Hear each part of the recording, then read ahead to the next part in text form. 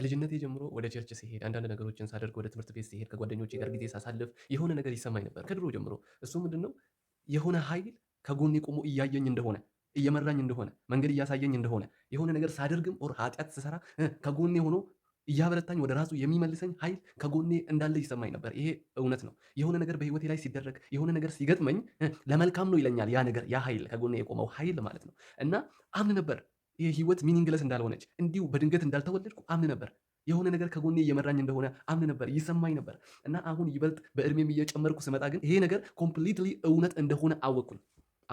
እውነቴን ነው የምላችሁ። ምንም ነገር እናንተ ብቻ በእግዚአብሔር ታመኑ፣ ከሱ ጋር ተንቀሳቀሱ፣ ህይወታችሁን ለሱ አሳልፋችሁ ስጡ እንጂ ምንም ነገር በአጋጣሚ በህይወታችሁ ላይ አይሆንም።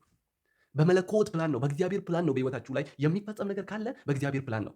ብትወድቁ በእግዚአብሔር ፍቃድ ነው የምትወድቁት። እግዚአብሔር እንድትወድቁ ስለፈለገ ነው የወደቃችሁት። ከወደቃችሁበት ደግሞ በጊዜው ትነሳላችሁ። በህይወታችሁ ላይ ያለ ምክንያት የሚሆን ነገር የለም። አንተ ለእግዚአብሔር ራስህን የሰጠ ከእግዚአብሔር ጋር የምትኖር ሰው ከሆንክ ማለት ነው። ዝም ብለህ ተራ ላይፍ የምትኖር ዝም ብለህ ቸርች የምትመላለስ እግዚአብሔር ካንተ ጋር እንደሆነ የማታስብና ቤተሰቦች ጓደኞች ወደ ቸርች ስለሚሄዱ ብቻ ወደ ቸርች የምትሄድ ከሆነ ግን እውነቴን ነው፣ ተመለስ። አንተ ወደ እውነተኛ መንገድ ተመለስ። እግዚአብሔርን ተረድተህ ራስህ ጸልየህ አውቀህ እሱን መከተል ጀምር። ጓደኞች ቤተሰቦች ስላመኑ እነሱ ስለተከተሉ መከተልን አቁም።